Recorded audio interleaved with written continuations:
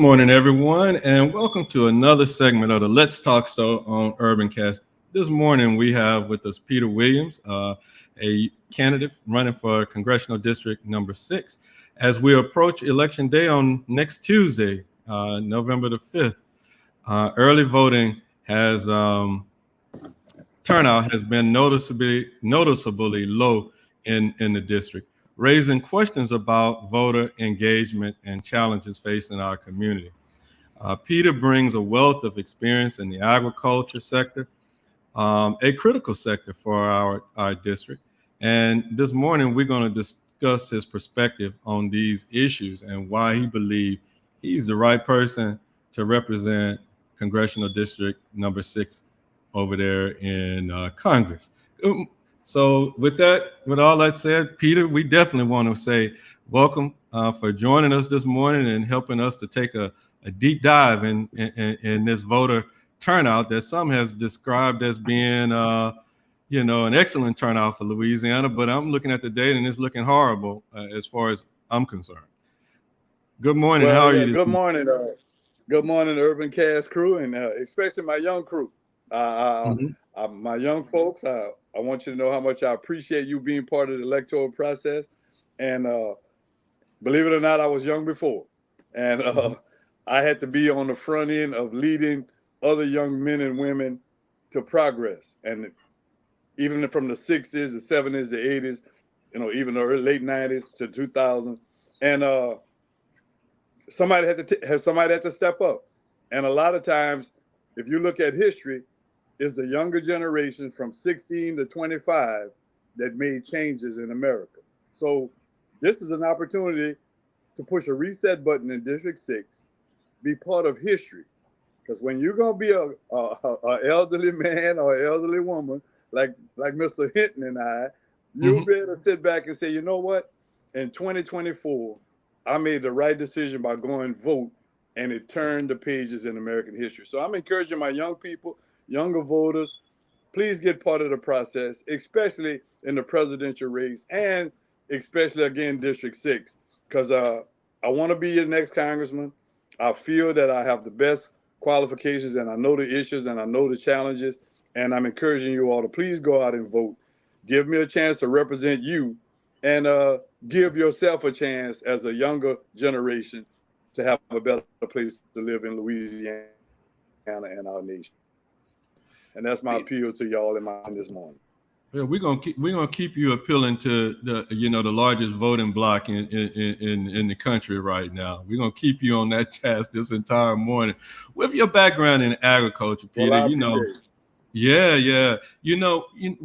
With your extensive background in agriculture, how would you address the issues that directly impact farmers in the rural communities within our district? You know, we have 5 candidates that are actually running for the Congressional District 6, 4 Democrats, 1 Republican. I really want to talk about you and talk about folk getting out there and just go and vote party line and not voting the person who's the best candidate for the job. What do you bring to the table, Peter, that make you Right. uniquely suited for this job at this time in our community? Well, the most important thing is that I understand the federal process of how agriculture, forestry, poetry, all the seafood industry, all of that has a vital role in the economic impact of Louisiana. Outside the oil and gas industry, our agriculture and forestry community is the biggest economic engine in Louisiana. A lot of Mm-hmm. folks might not realize it, but our seafood industry alone provide the third highest consumption for the world. We export more seafood than almost the third highest in the world. But to bring it back home, even like Alexandria and urban cities, the new jobs that can be created with climate change, environmental changes, EPA regulations, there are thousands of good paying jobs that I would like to introduce to our young people so they could get part of. See, when you talk about agriculture, a lot of people think about a dirt tractor, being in the heat, working hard. But you have economists, you have agronomists, you have environmental scientists, you have soil scientists, you have water analogists, and right now you have air quality control. You're talking about six-figure jobs that Mhm. a lot of our young listeners are not even aware of. And to make it even better, they have scholarships. I mean, full scholarships for some of these jobs that I just mentioned in any university in the United States.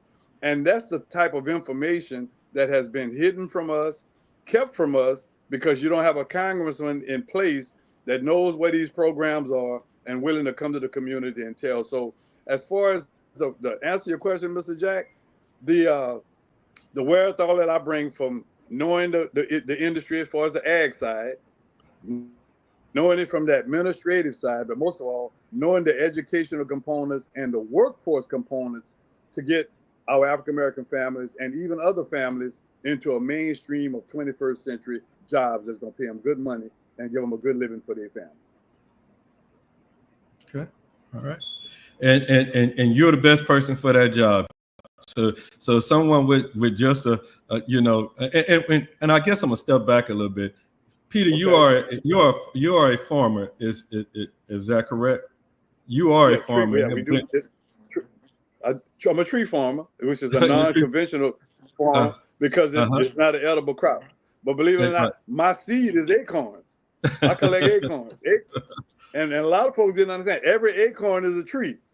So all of those acorns you see in your driveway that you're crushing over with your cars, each one Uh-huh. of them can produce the same tree that it fell out of. Ain't that Right. amazing? So It's that really not only amazing. show you the Yeah, no, it is that not almost only show you the power. Go ahead. no, I didn't say anything. I say that's not only to show you the power of that acorn, but to show you the power of God.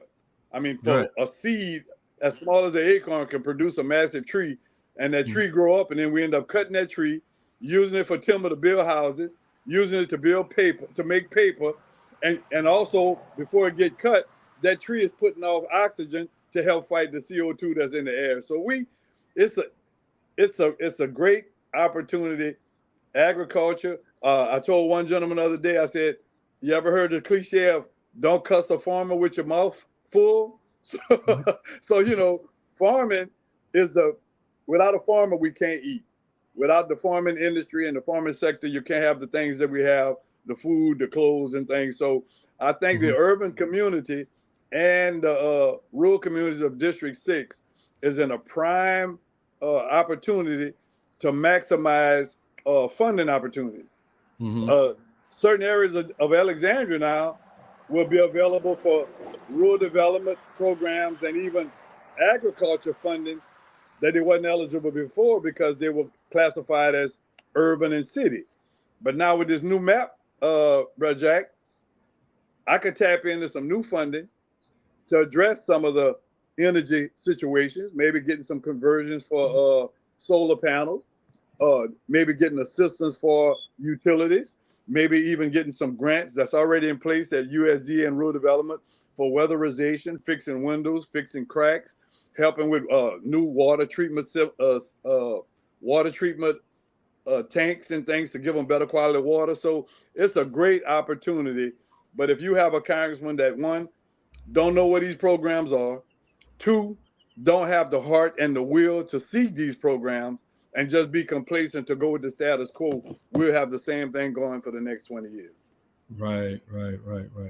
Okay. So Peter, let me ask you. I want to jump back onto this voter low turnout.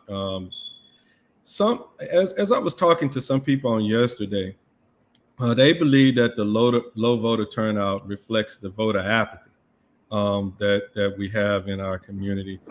Do you agree? If so, how would you inspire constituents to see the importance of their vote?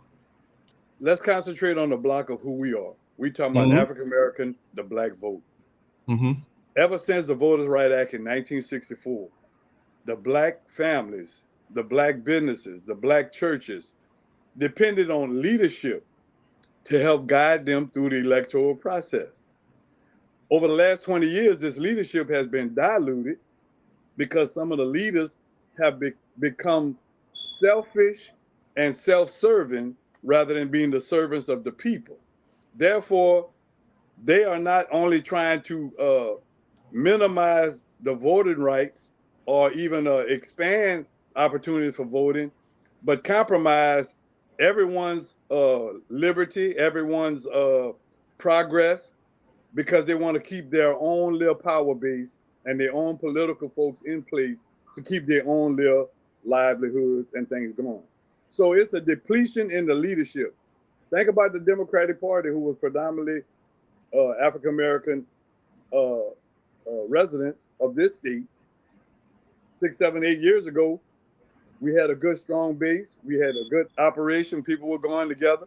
But then somewhere down the line after 2015, when they had the big, I call it the gumbo election with Vitter and Edwards, people start compromising. When I say the people start compromising, Mr. Jack, is the people at the top. From the congressional side, talking today, when I become the next congressman, we're going to have some hard decisions to make.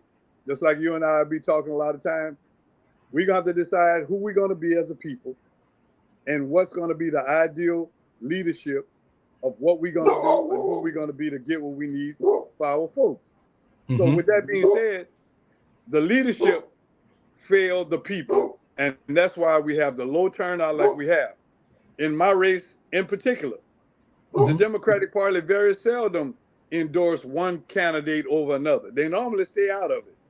For some reason, they decided to endorse a candidate early on, and now it's causing a struggle or a tussle. The history of black voters, black families, we are very compassionate people. We very seldom want to fight one another.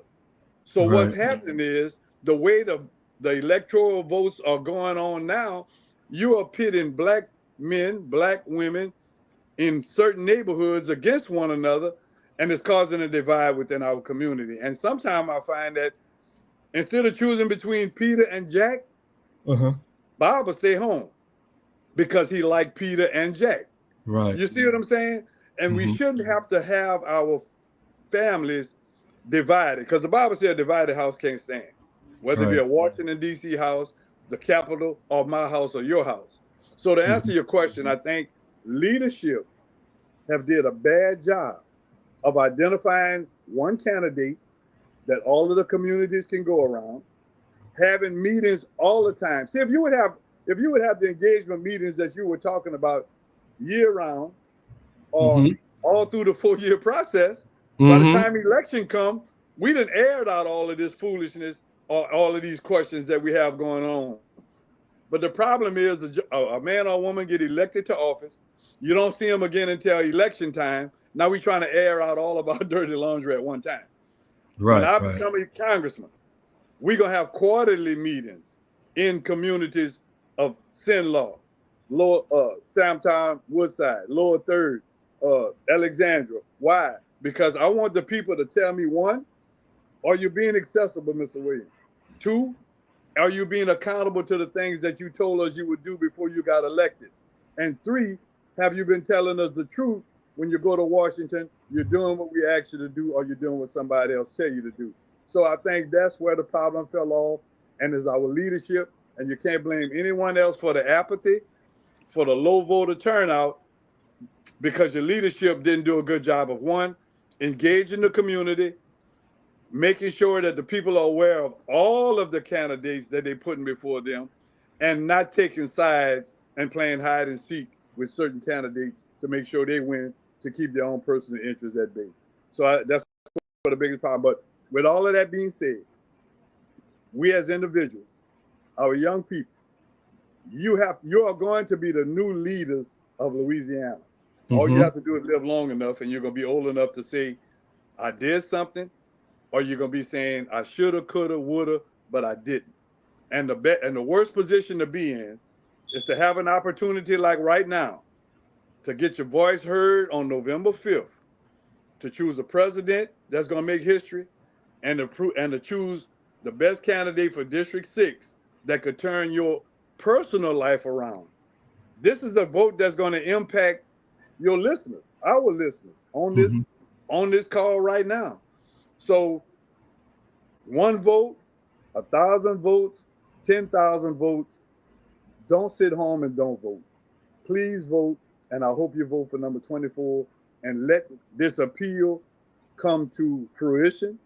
Let this leadership vision that I have been talking for the last 3 months come to pass, and hopefully I could be the one to make a difference. Now, how can you make a difference, Mr. Williams? One, when you're a congressman and whatever party you belong to, you are one of the highest elected officials in this state.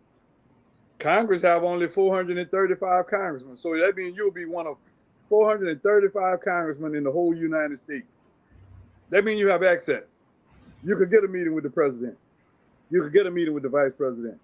You could get a meeting with the Speaker of the House, regardless who that be. So therefore, you won't be just that person outside making noise. You be on the inside, and that you hopefully Peter Williams in November 5th. So I hope I answered your question. I hope I put something in our young people to let them realize how important this vote is, because you won't get another chance. There will never be another situation in District 6 like we have today, because this is the first time. I mean, I look to be a pioneer. I've always wanted to be the first to do something good. And this is an opportunity to do something good. But if we make the wrong decision, or if we don't make a decision, we have 5 days to make the right decision, Mr. Jack and listeners, or we have 2 years to say what I didn't do. And I'd rather take the 5 years and make the 5 days to make the right decision and vote for Mr. Peter Williams 24 than to sit down and say 2 years I should have did what I did and went vote for the right person. So well, you know, like to bring it today. You know, and you know, from a local standpoint, Peter, we talked about the apparatuses a little bit that normally help to, you know, galvanize folk to the polls, and the more local you get, the better turnout that you typically, you know, have in these elections.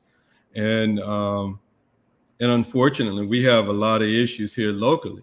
You know, last summer, well over 5,000 or 6,000 people's utilities were interrupted on last year, and that's on the table right now. You know, our First Amendment rights are really on the table right now. We live in a city where you barely can get any information from our local government, and that's the city of Alexandria.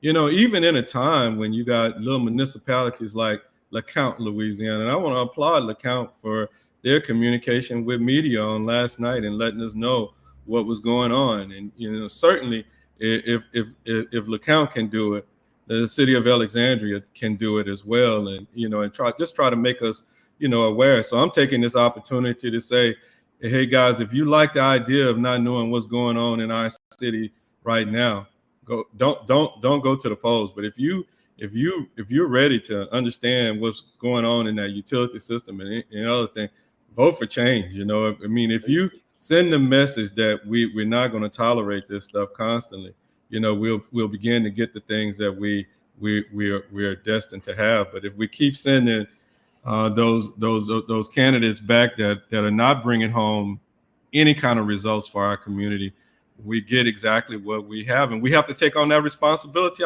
ourselves at that point, because we just did not go vote. Correct. And there's a saying: if you always do what you always done, you're gonna always get what you always get. So this is important, right? Enough to say, I have enough. When I was young, I was fortunate enough to be with a lot of older men, and I understood the civil rights struggle, and I went to the rallies, and I heard about the barriers, and that's why I am the man that I am today, because I saw these things firsthand. History has eluded a lot of our young people, and the reason being they don't want us to know our history because they don't want us to understand the struggle from where it was. Doors are open that was open for me and for you, and even for the young people now, they're trying to close them. I just read an article the other day in the newspaper that they're fixing to make a budget cut in education that's going to stop dual enrollment. Now tell me where that makes sense, where you fixing to cut a budget that's going to help young people in high school get college credits before they graduate out of high school to give them a jump start. So we have to be very cognizant of things that are going on that's trying to suppress not only the vote, but the progress of a certain group of people called African Americans and blacks and poor whites in these rural communities. Because just like I told a rural farmer, which was a white guy, I said, we share the same zip code. So you think the same problems I have, you don't have? Because you have an R and I have a D. When the rain come, it rain on my farm and it rain on yours. The drought we having now is affecting everybody. And it opened his eyes to see you got to get beyond your political apathy. You got to get beyond your political personal. A feel-good vote don't make me good. Right. It don't change my situation. And while I'm on that note, for all the Republicans out here that live in the urban communities, you might want to say, oh, I'm going to vote Republican. But you're affecting the rural Republican families, the Republican Party, the Republican farmers, and the Democrats, or even just the plain ordinary farmers, because you are looking at Washington politics, city politics, but not looking at the bigger picture. Because if something happened to the agriculture community in Louisiana, and something happened to the oil industry in Louisiana, we'll all be feeling the impact. So I'm excited about the position that we're in. This is a great opportunity for District 6, and a lot of people might have thought it was done because of political reasons or it wasn't right how they did it. But I've always tried to make lemonade out of lemon. I was always dealt with the hand that it was given me. So in this particular instance, the young people, you are the one that could really make a difference in this election. And I'm asking you, talk to your friends, text your friends, email your friends, because y'all are voting for your future. 2 years from now, you'll be 2 years older, regardless of what age you are now. But the next 2 years are going to be critical with the presidential election, with the wars in Ukraine, with the possible wars with Israel. All of these things going to impact what happens in Louisiana. And if you don't have a congressman, one that you have access to, two that you can trust, because you won't see them much in Washington, but you could hear about them, because I want to have satellite offices in each parish of this district. You have to have somebody that's willing to be fair and open and do what you do. And the only way you could do that is you have to cast your vote. And if you cast your vote and the person do what they're supposed to do, good. But I can't say what other men will do.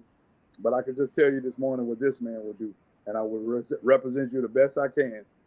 Find out what's accessible to help you and your family.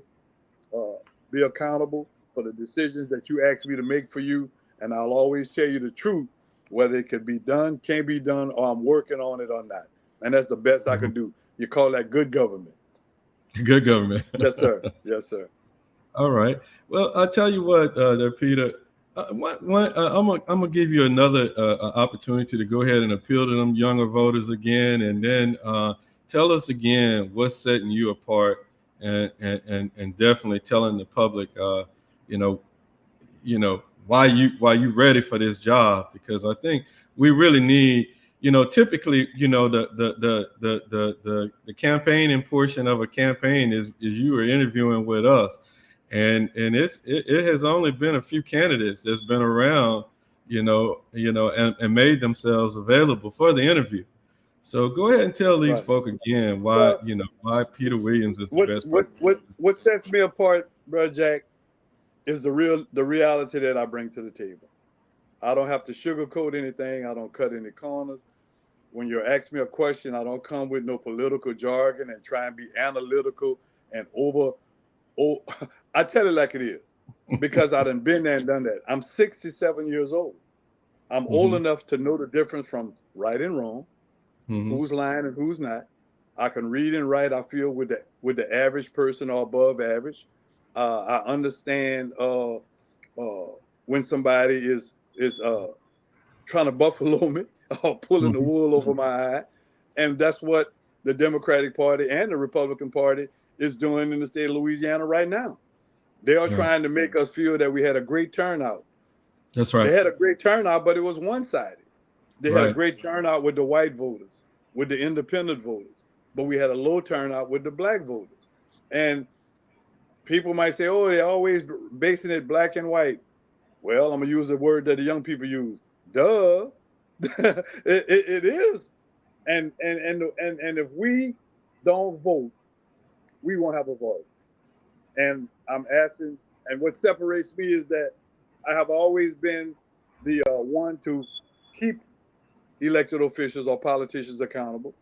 I have always been the one, like podcasts, trying to make municipalities be open in their meetings, uh, uh, be fair with the information that they give people. I've always been the guy uh, that's trying to find extra funds to help those who might get their utilities cut off, or might have a broken handicap ramp, or maybe uh, don't have a shower. So, I did all of these things from the outside Right. and understand the needs, but I also understand the barriers, because if you have a candidate in office that figure that this is not important, everything is important. The smallest problem for one person may not be the same as another person, but if that person have a problem, trust me, if I could help it, that's what I'll do. So I think the difference with me is uh, the Lord have been good to me. The Lord have blessed me. My children are grown. Everybody's doing good for themselves. So I'm not out here to appease myself. One of the gentlemen said he's trying to finish his legacy and improve his resume. That sounds self-serving to me. Mm. If you want to be a congressman to say, "Oh, I was this and I was that," well, you're in the race for the wrong reason. I'm in it to help the people. And the reason why I got to take it from this venue, because nobody want to hear these conversations we having right now, Mr. Jack. You think they would give me a 15-minute microphone in a public meeting to tell them just what they're not doing right? I don't think so. So from the congressional seat, when the congressman call a meeting and the congressman controlling those federal dollars, then the mayors have to come to the meeting, the governors have to come to the meeting or send representatives. So you're no longer just being a voice trying to be heard. You'll be a voice that can be heard. And that's why I want to run, because I need the venue to bring to pass a lot of the ideas I have and to help with the people in District 6 and across this state with a lot of struggles they have. So that's what I want to run. I'm not beholden to anyone but the Lord. The Lord have blessed. We have funded our own campaign. We have Mm-hmm. a few small donations from families and friends, but not even enough to report Mm-hmm. to FEC. But we haven't been lacking anything. And I want to Right. thank Urban Cast. I want to thank you, and I want to thank the listeners for giving me a platform, because a Right. lot of folks don't have a platform to talk real. If I was up here giving a bunch of lies and singing a song that they want me to sing, well, it would be easy to have access. And Yeah. every advocate gonna have to suffer a price, and the price that I'm willing to suffer is to be labeled an agitator or advocate. And Well, I'm gonna be an advocate for the people, and I may agitate some because I want the power back to the people, and I want to at least have a fair playing field for all the constituents of District 6 in this state. And I think that's what separates me from the rest. I tell you what, and typically when you get feedback over here, so you know how they feeling over here. Sometimes when they quiet, they ride along with you. When they're quiet, and when they are not with you, they definitely make their voices known, and we encourage it. As long as we're not beating up people and things of that, degrading people and things of that nature, we encourage Right. people for that free flow of information to flow. Peter, anything else that before we get ready to get out of here, you have anything you want to say Yes. before? Oh, you know what, Peter? There was one other thing. I did get Okay. some messages about carbon capture. Can I get you Okay. back, at another time to talk about that carbon capture program? Okay. It's on the minds of a lot of people here in our footprint. But I'd love to Right. just get you back on to give us what your thoughts about carbon capture, what it's about, and that kind of thing. Well, you know what would be great, Brad Jack? Uh You get me back after November 5th when we win, and I'll be huh. able to. And we not only be able to talk about carbon capture, we'll be able to start talking about the opportunities, the jobs, the pitfalls, the barriers, the pros and the cons, and Uh-huh. legislation that you would want me to make that's going to affect Uh-huh. our families in District 6. How about that? Right. So I really feel that you have some knowledge on that already, and can definitely talk to us a little bit, because it's going to be out there. But that's another story for another day, and we'll see. If some folk hear this part and they say, "Hey, we need to get Peter back on here before," that might be a good conversation for Well, us to have. and you know me, I'll try and make myself accessible, because when you were the first one called me after I qualified. And I told you how much I had appreciated, and I told you we was gonna work together, and Right, I did, and we right. did. We tried to do it, and that's the same way I'll do with being your congressman and, Mm-hmm. the listeners of District 6. I'm the plain ordinary brother in the room, but I'm one of those brothers and one of those men and one of those leaders that want to be a leader for the people. And until you have leadership that has the people in mind, we can always have the complacency and the games, because it's not either convenient or to their best interest to keep power. Power belongs to the people. It has That's right. always been designed to be the people's power. And when you have to realize, I may be going to Congress, but that going to Congress is to represent the people that chose me. I Right. work for the people. The people don't work for me. That's right. I need to serve the people. The people don't serve me. And I think until politicians are reminded of that, Right. they could get fired. And the way you fire them is you go to the polls and you elect them out. And that's Right. how that's done. Oh, powerful, powerful. Well, Yes, Peter, sir. I definitely want to say thank you for sharing your insight with us this morning. It's clear our communities face some very unique challenges, but they're solvable challenges as well, from increasing the voter engagement to supporting Correct. the agricultural and gas sectors that drives our economy here in Louisiana. For Yes. our viewers, remember that your vote is your voice. Come And on. early voting was a powerful way to make that voice heard. We know that the turnout wasn't as well as it should have been in early voting, but let's ensure we have the leaders who understand and represent our needs. Peter, we appreciate your time this morning, and we wish you the best in this campaign. And we're looking forward to Tuesday evening. Come To on now. everyone, yeah, to everyone watching, stay informed, stay engaged, and don't forget to go vote on Tuesday if you did not vote in the early voting process. And we do realize there are a lot of people that I talk to all the time. I just don't trust early voting, so I'm going on that on November 5th, and Right. we appreciate that. But then there's a lot of people that didn't get exposed to go vote early for whatever reason. And right now, sometimes when people start telling you that the voting turnout was good, really it wasn't. It's really working against you. Right. 'Cause Right. And it's all it is a fake narrative to mhm, get a fake results, but those results gonna be what they want. And I liken it to this: as a family, we are a family of District 6, a newly created family. All of us have to carry our load, and the mhm. first load that this new family need to do is to vote and get the right candidate in office, so you can have the right leader. And you those who have family, you might have see a piece of paper in the yard, pick it up. Oh, well, I thought my daddy was gonna get it. I thought my brother was gonna pick it up. I thought mama was gonna pick it up, and then the paper just sit there. So you Mhm. see, sometimes we figure, oh, I don't need to vote early. Other people are gonna go vote, just like Mhm. the last governor's race. They Mhm. automatically assume it was gonna be a runoff, Right, and we, right, and right. we know, and apathy took in, and we know what happened. So We saw that's a horse of a different story. But I right. appreciate your listeners. I appreciate you, Mr. Jack. I appreciate Urban Care. My number is 24 for 2024. For So let's 2020. go to vote.